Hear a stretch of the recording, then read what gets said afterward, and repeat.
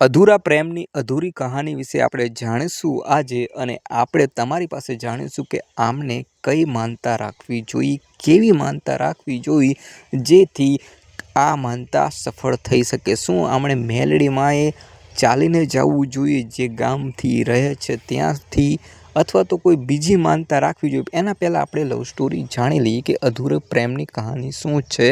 તેની love story શું છે। એક છોકરો જેને 6 વર્ષ પહેલાં મંગળસૂત્ર માંગ્યું, એ જ નહીં પોતાની ધર્મપત્ની એટલે વાઈફ પણ કહ્યું, અને એ પણ એને ફોનમાં વારંવાર કહેતી હતી કે લગ્ન કરવાના છે કરવાના છે કરવાના છે, અને છોકરો જ્યારે ફોનમાં વાત થતી ત્યારે જ કહેતો હતો કે હું લગ્ન નહીં કરું, કારણ કે એ છોકરાને ખબર હતી કે આ એક અશક્ય વસ્તુ છે, જે આ શક્ય જ નથી, ઇમ્પોસિબલ છે કે લગ્ન થવા એના પેરેન્ટ્સ ના માની શકે, એના માતા પિતા છે એ આ લગ્ન કરવા રાજી નહીં થાય। એટલે છોકરાને બધી જ માહિતી હતી, જાણકાર હતો કે આ વસ્તુ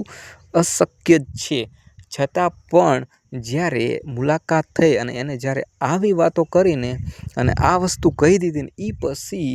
એ બેની વાતચીત પૂરી થઈ જાય અહીંયાથી, અને લગભગ 4 વર્ષ સુધી કોઈ જ કોન્ટેક્ટ ન થયો, કોઈ જ વાતચીત ન થઈ, કાંઈ પણ મેસેજ નહીં, કોઈ વસ્તુ નહીં, અને છેલ્લે 4 વર્ષ સુધી આ છોકરો રાહ જોતો રહ્યો। એને ઘરે પણ લગ્ન કરવાની ના પાડી દીધી। લગ્ન કરવાનું ના પાડવાનું કારણ એટલું જ હતું એ છોકરાનું, કારણ કે આ છોકરીએ આવું બધું કીધું હતું, એ છોકરાએ તો ઓલરેડી ના પાડી દીધી। પણ ટર્નિંગ પોઈન્ટ એ આવે છે કે જ્યારે 4 વર્ષ પછી જ્યારે એને લગ્ન કરવાની છોકરાએ ઘરે ના પાડી દીધી, એ પછી 4 વર્ષ પછી ફાઇનલી છોકરી જોડે એ છોકરાની વાત થાય છે, અને એ છોકરો જ્યારે એને વાત કરે છે તો પહેલાં જ આ જ મૂકે છે કે લગ્ન કરીશ, તારી સાથે લગ્ન હું કરીશ। પણ એ છોકરી છે એ પછી લગ્ન કરવાની ના પાડે છે। જ્યારે એ છોકરી લગ્ન કરવાની ના પાડે છે કે હું લગ્ન નહીં કરું નહીં કરું નહીં કરું, છોકરો ઘણો મનાવવાનો પ્રયત્ન કરે છે, બધી જ માહિતી આપે છે, સચોટ જવાબ આપે છે, અને દરેક વાત કરે છે કે એની જિંદગીમાં શું શું પ્રોબ્લેમ આવ્યા, એને કેટલું બધું ખોઈ નાખ્યું, પોતાના ચહેરાની હસી ખોઈ નાખી, જે એના શોખ હતા, જેની હોબીઝ હતી, દરેક વસ્તુ, એ પછી ડાન્સ હોય, ડ્રોઈંગ હોય, પેઇન્ટિંગ હોય, રંગોલી હોય, કોઈ પણ વસ્તુ હોય તે દરેક વસ્તુ તેને છોડી દીધી, અને એ છોકરીના જે વિચાર છે એમાં જ ખોવાયેલો રહેતો હોય, જે એને મંગળસૂત્ર માંગેલું હતું એના જ વિચારો કરતો હતો। અને ફાઇનલી જ્યારે આ વસ્તુ એને કીધી તો એને છોકરાને ખોટું લાગ્યું, પણ કદાચ એ છોકરો માની પણ ગયો કે જે 4 વર્ષ સુધી કોઈ રાહ જોઈ હોય, એટલો ટાઈમ આ વસ્તુ કરી હોય તો પછી ના પાડી શકે છે, તો એને એક્સેપ્ટ કરી લીધું, અને એ છોકરીને કીધું હતું કે મારા લગ્ન થવાના છે, અને બીજા જોડે મારા પાકું જ થઈ ગયું છે, અને આમ છે અને તેમ છે। ખરેખર એ છોકરીનું કોઈ જ વસ્તુ થઈ નથી, હજી એની કોઈ સગાઈ પણ નથી થઈ, કાંઈ જ નહોતું થયું, લગ્ન પણ નહોતા થયા, છતાં પણ છોકરી આવી રીતના વારંવાર કહેતી એ છોકરાને, અને છોકરાએ માની લીધું અને એક્સેપ્ટ કરી લીધું કે ભાઈ તારી જિંદગી છે, તારે જે કરવું હોય કર, બીજા સાથે લગ્ન કરી શકે છે, એમાં કોઈ જ પ્રોબ્લેમ નથી મને। પણ પછી એક પોઈન્ટ આવ્યો જ્યારે છોકરાએ શાંતિથી કહી દીધું કે તમારે જો મારી સાથે દોસ્તી રાખવી હોય તો રાખી શકો છો, ના રાખવી હોય તો નથી રાખી શકતા, એની સિવાય જે સારા વિચાર છે એ પણ તમારે જો લેવા હોય મારી પાસેથી તો કેસે લઈ શકો છો, એની સિવાય કંઈ તમારે મદદ જોતી હોય તો પણ તમે માંગી શકો છો, બાકી આજથી હું તમને એક દોસ્તની નજરથી જોઈશ, એની સિવાય કાંઈ નહીં। એ છોકરાનો જ્યારે છેલ્લો મેસેજ હતો ને ત્યારે એ છોકરીએ પાછો ફરીથી એકવાર મેસેજ કર્યો અને કહ્યું કે એક વાત કહું, એક વાત કહીને જ્યારે વિડીયો કોલની શરૂઆત, 4 વર્ષ તો ઓલરેડી એના જે કહેવાય ને કે જે એની વચન હતા, જે એના પ્રોમિસ હતા, એની ઉપર એને નિભાવી દીધા હતા। ફરીથી પાછા જે 2 વર્ષ હતા, એ 2 વર્ષ કેટલું છોકરો રડવાનો હતો, કેટલું રોવાનો હતો, એના માટે વારંવાર રડવાનો હતો, કારણ કે ફક્ત ને ફક્ત એ છોકરી આ સમયની અંદર એને કદાચન કોઈ જ એની અંદર મનમાં શું હશે એ મને નથી ખબર કે એ છોકરીના મનમાં શું હશે શું નહીં હોય, પણ એ છોકરીએ જે આ છોકરાને એટલો હેરાન કર્યો છે, એટલો પરેશાન કર્યો છે, એટલો રોવડાવ્યો છે ને જેની કોઈ હદ નથી। કદાચન એ 1 મહિનો વાત કર્યો હોય થોડી ઘણી જેવી તેવી, અઠવાડિયામાં એકાદી વાર મેસેજમાં કે 2 વાર કે 3 વાર, અથવા તો ક્યારેક વિડીયો કોલ કરીને વાત તો શું કરે, એ કોઈ પણ સ્પષ્ટીકરણ નથી આપ્યું, કોઈ પ્રકારની વાત નથી કરી, ફક્ત વિડીયો કોલ, એ પણ મૂંગા, અને જે પણ પૂછ્યું એ કદાચન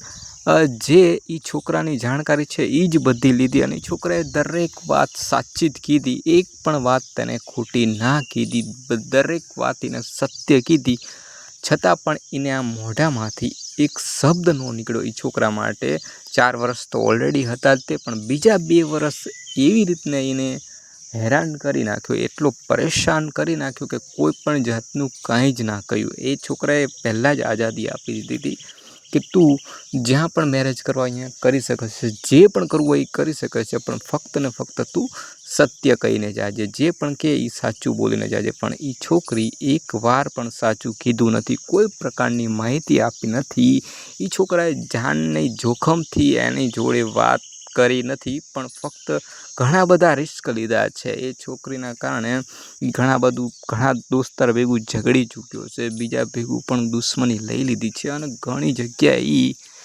એના કારણે પ્રોબ્લેમમાં ફસાયો છે. ઓલરેડી 4 વર્ષ તો એ ફસાયેલો જ હતો, પણ બીજા 2 વર્ષ પણ ફસાયો, છતાં પણ એ છોકરીના મોઢામાંથી એક શબ્દ ન નીકળ્યો કે જે એ છોકરાને સાચી માહિતી આપે, સાચું કહી શકે. છેલ્લે સુધી એવી રીતને એને ફસાયો કે જાણે હું એની સાથે જ મેરેજ કરીશ, એવી રીતને છોકરાને ફસાઈને રાખ્યો. છોકરાએ કદાચ ઘણા ટાઈમ સુધી એનો ઇગ્નોર સહન કર્યો, એની બધી જ વસ્તુ સહન કરી. ફક્ત એને 1 મહિનો ઇગ્નોર કર્યા તો એ છોકરી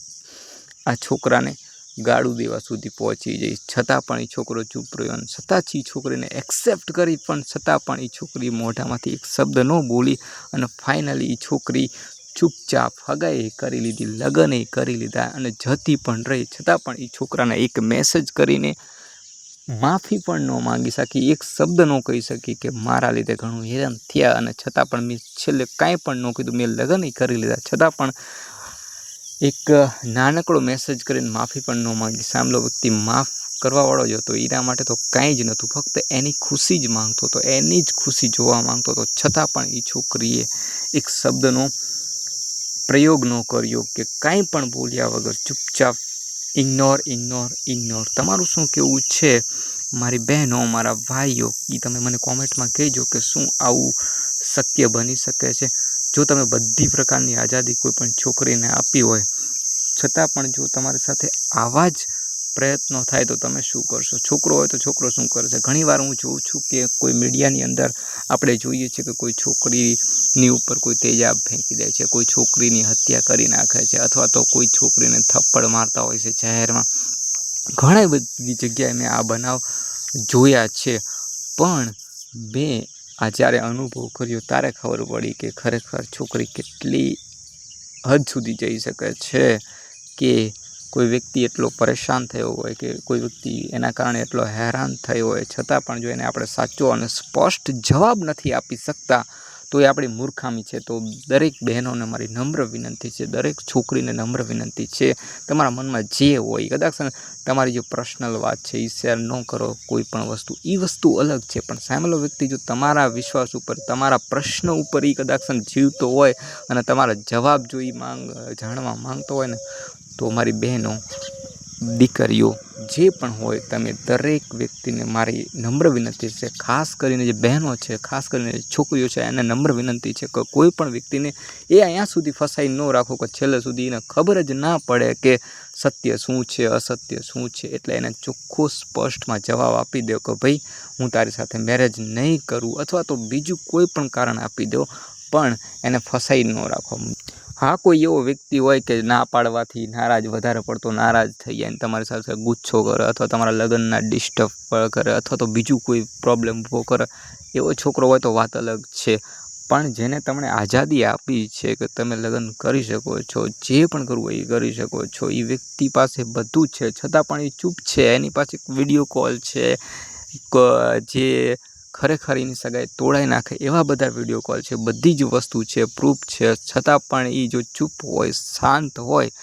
અને છતાં પણ એ તમને જ આઝાદી આપતો હોય, તો પછી આવા છોકરા માટે હેરાન કરો મને યોગ્ય ન લાગ્યું. દરેક છોકરીને નમ્ર વિનંતી છે કે હંમેશા સ્પષ્ટ કરો, આમલો છોકરો પરેશાન ન થાય, હેરાન ન થાય, એને સાચા જવાબ આપી દો કે હું લગ્ન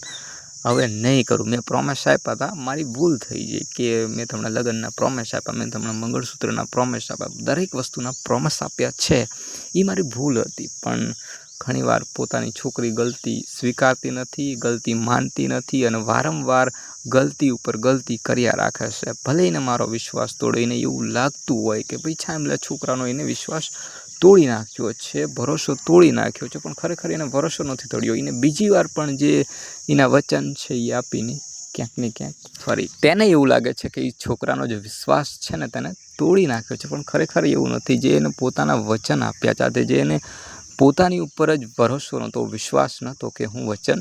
નિભાવી શકીશ. બાકી જે એ છોકરો છે એને તો ફક્ત ને ફક્ત નિભાવવાની કોશિશ કરી છે. તેના માના સંસ્કાર, તેના સંસ્કાર એ સાબિત કરી આપે છે કે એ કોઈનો ભરોસો તોડવા લાયક છે જ નહીં, કોઈનો વિશ્વાસ કરવા લાયક છે જ નહીં. એ ફક્ત ને ફક્ત વિશ્વાસ કરી શકે છે અને એકવાર એ કોઈને હા પાડી દે છે, દોસ્ત હોય કે કોઈ પણ વસ્તુ હોય, કોઈ પણ જગ્યાએ, તો એ છોકરીને ખબર હતી કે પાછો નથી પડતો. પણ આને તો જ્યારે એને હા નથી પાડી છતાં પણ 4 વર્ષ તો ઓલરેડી એને નિભાવ્યા જ. એ પછી 2 વર્ષ એને નિભાવ્યા છતાં પણ એ છોકરીને જરા કંઈ દિલ ઉપર લાગ્યું નહીં. એનું દિલ એટલું પથ્થર હશે કે કદાચ એને કોઈ પણ જાતની ફિકર ન થઈ કે હામલો છોકરો મારી એટલી બધી કેર કરે છે, એટલી બધી ચિંતા કરે છે, એટલી બધી ઇજ્જત કરે છે, એટલી બધી મારી ખુશી માગે છે કે બીજા સાથે પણ હું લગ્ન કરું તો પણ એ ખુશ જ છે. કારણ કે જો એની ખુશી હોય તો છતાં પણ જો આ છોકરી કદાચ આવું કરી શકતી હોય તો તમારું શું કહેવું છે મારી બહેનો, મારા ભાઈઓ? તમે કહી શકો છો કે તો આ છોકરી માટે કેવી માનતા રાખવી? તમે નીચે કોમેન્ટમાં કહેજો કે હાલીને જવું અહીંયા કણ અને એના ઉપર કઈ રીતની માનતા રાખવી જોઈએ તમે કહી શકો છો. બાકીનો વિડીયો આપણે બીજો પણ બનાવીશું, એની અંદર પણ આપણે લવ સ્ટોરીની જે અમુક વાતો છે એ તમારી સાથે શેર કરીશું. તો ચેનલને સબસ્ક્રાઈબ કરી લેજો અને જય મેલેડીમાં લખી નાખજો. અને આ મેલેડીમાં હાલીને આપણે જઈશું. કદાચ જો એ માનતા પૂરી થાય, પણ તમે પહેલાં કોમેન્ટ કરજો કે કઈ માનતા રાખવી, કઈ ના રાખવી. મારી બહેનો, મારા ભાઈઓ, સબસ્ક્રાઈબ કરજો ચેનલને. મળીશું આપણે નવા વિડીયોમાં આ જ વિચાર વિશે અને આ જ માહિતી તમને હું આપીશ. मैंने टच किया